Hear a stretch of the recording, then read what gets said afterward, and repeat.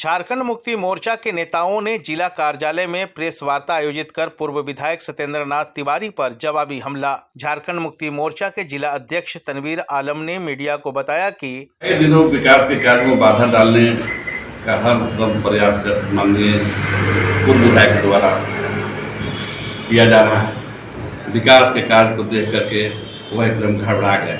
जिस तरह से सांप बियर में घुसता है और गर्म पानी डाल दीजिएगा उसके बियर में और निकलता है तो लगता है कि किसको हम नोच दें, किसको खसोट दें, उस तरह का पूर्व विधायक आज के कार्य को देख करके घबरा गए। उसी का फलस्वरूप है कि अभी एक अल्पसंख्यक विद्यालय आया। कोई भी काम अगर आता है, विद्यालय ही नहीं किस तरह का सरकारी काम आता है तो उसमें भूमि की जरूरत पड़ती है और वह भूमि अंचल पदाधिकारी के द्वारा चिन्हित करके दिया जाता है, उस पर काम होता है। अगर जिसको आपत्ति होता है तो सक्षम पदाधिकारी के यहाँ एप्लीकेशन देते हैं, उस पर कार्रवाई की जाती है। अगर वो भूमि सरकारी होता है, गैरमंजूर आता है तो उस पर काम होता है और नहीं तो दूसरा लिखा जाता है। लेकिन जरूर अनपढ़ गंवार जैसा पूर्व के जनप्रतिनिधि ने अपना बातें मनगढ़ंत कहते रहते हैं। इस तरह का बातें सोचता है वह तो इतना बड़ा यहाँ के समाधानालय बन रहा है, जिंदगी भर विधायक रहते तो नहीं बनवा पाते, इतना बड़ा टाउन हॉल नहीं बनवा पाते, इस तरह का खेल मैदान नहीं बनवा पाते। इतना सोचना ही बेईमानी है यहाँ की जनता को। लेकिन जो जनता 10 साल विधायक रहे, 10 साल में उनको जो विधायक राशि 40 करोड़ रुपया मिला, वह पैसा से विधायक बनने के बाद वह कहा कि दर्जनगंज का बिल्डिंग हो या गढ़वा का बिल्डिंग हो, उन्होंने उस महत्व बनवाने का काम किया। और आज जब माननीय मंत्री ब्रजेश ठाकुर के कार्यकलाप को देख रहे हैं, जैसे जैसे समय नजदीक आते जा रहा है वह बौखला गए हैं कि सारा काम हो जाएगा तो हम क्या करेंगे। कहीं आदिवासी भाइयों को लेकर तो कहीं चौधरी भाइयों को लेकर के बरगलाने फिर जाने क्या काम कर रहे हैं। आप लोग भी देखे होंगे, हम लोग जब बचपन में देते वो सर्कस लाता था तो सर्कस लगता था तो उसमें एक फंक्शन होता था, एक कैरेक्टर होता था, जोकर रहता था। उसमें जोकर का काम देखते पर पूरा जितना भी देखने वाला आदमी होता था सारे लोगों को अपने तरफ आकर्षित कर देता था। लेकिन ना काम उसका क्या था तो जोकर। इसी तरह ईमानदारी का काम करके जोकर का काम करने के लिए अपने कुछ लोगों को अनपढ़ जनता हो या सीधा साधा जनता हो उसको लेकर के फुटलाते पटाते चल रहे और एकदम अपने आप को बेतरतीब बातें करते आ रहे हैं। 10 साल में तो वो अपने विधायकी कार्य में कुछ कर नहीं पाए और जब आज काम गढ़वा विधानसभा में हो रहा है तो लग रहा कि कोई काम और बाकी नहीं छूटेगा तो हमारी राजनीति बंद हो जाएगी। आप इससे अंदाजा लगा सकते हैं कि गढ़वा की जनता के लिए वो क्या करेंगे। जब अपने रिश्तेदार अपने भाई भतीजा को नहीं हो सकते हैं, जब उनके ऊपर केस हुआ अलकतरा घोटाले का, जब अलकतरा घोटाला कर करके वैसे से तो मैंने ठेकेदार थे, उनका काम था रोड बनवाना, छड़ी सीमेंट फेंटवाना, बाकी काम कैसे सरकार के हाथ आएगा, कौन फंड से आएगा, कौन सा चीज क्या जाना इसकी जानकारी लगता है कि उनको नहीं है। वहाँ के लोग आंदोलन क्यों कर रहे हैं, क्या लोग तो है कि जो आदमी जमीन अगर पड़ती है सरकारी है तो जो आदमी उस पर फायदा ले लेता है उसको लगता ही है कि हमारा है। उन्होंने तो कहा है कि 12 साल से जो काम जिसके कब्जा में जमीन होता है वो उसका हो जाता है। अगर वैसा होता तो उन्हीं के सरकार में गैरमजरूरी जमीन जो 50% से जिसका रसीद करते आ रहा था उन्हीं के सरकार था, रसीद करता बंद क्या हो गया? नहीं बंद होना चाहिए था।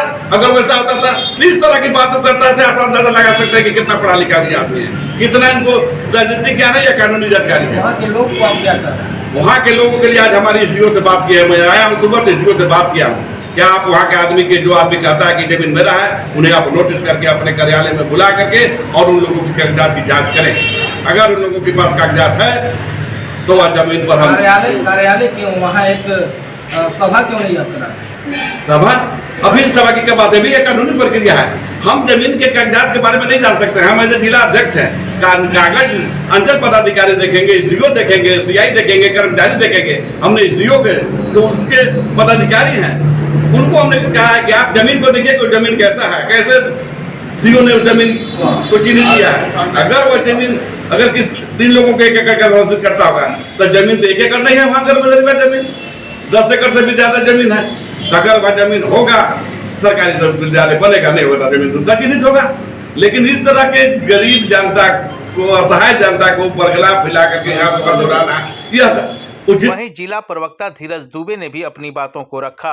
देखिए कल का वीडियो हम देख रहे थे, उनका तो काम है हंसना हंसाना, क्योंकि बदलाव का लहर में चुनाव जीत गए थे, दूसरी बार किसी और के नाम के लहर में चुनाव जीते, और दूसरी बार चुनाव जीते भी तो माफ़ी मांगते हुए कह रहे हमरा तो सिक्की में 5 साल की लग हो, अबरी बार वोट दे दो, अबरी जिता दो, अबरी बार कुछ करो।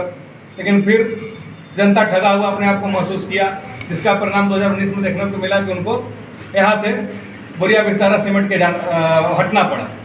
तो ये तो अपने कल के बयान में बोले हैं कि मैं ब्लॉक में ठेकेदारी करता था, टुइयाँ का ठेकेदारी करता था, 4-5 हज़ार कमाता था। आप उसका वीडियो देखिएगा, अभी वायरल भी हो रहा है।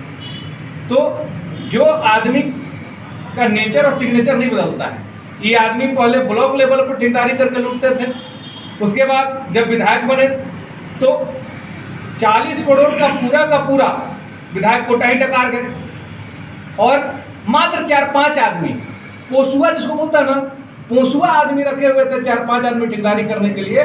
वही 4-5 आदमी को ठेका मिलता था, और कमीशन खोरी, क्योंकि ठेकेदार थे तो कमीशन खोरी कैसे लिया जाता है, कैसे दिया जाता है, ये भी वो जानते थे। इसलिए आज जब उनके जो पोसुआ को ठेकेदारी नहीं मिल रहा है तो बिलबिलाए हुए हैं। और पिछला चुनाव में आपको याद होगा कि 25 लाख रुपया पकड़ाया था, तो 25 लाख रुपये विधायक तक कहाँ से आया?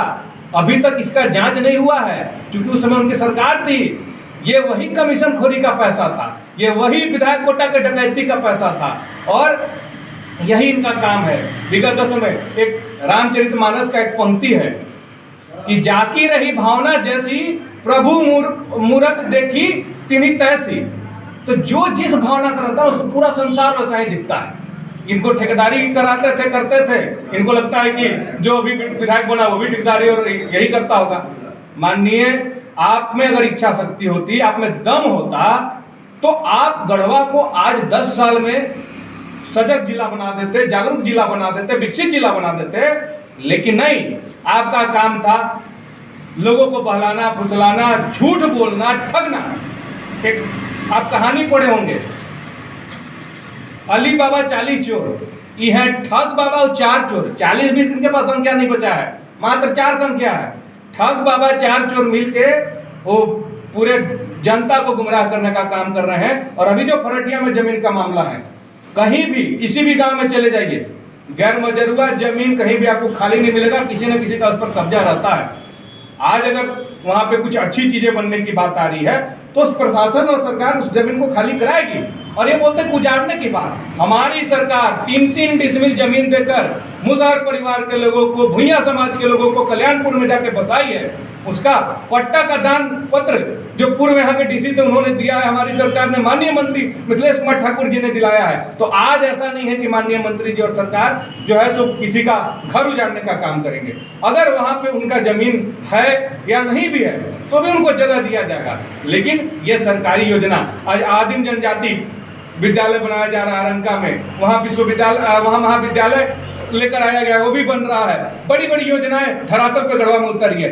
ये जो बिलबिलाहट है ना, असल में ये बिलबिलाहट ये है कि अब हम जनता के बीच जाके क्या करेंगे।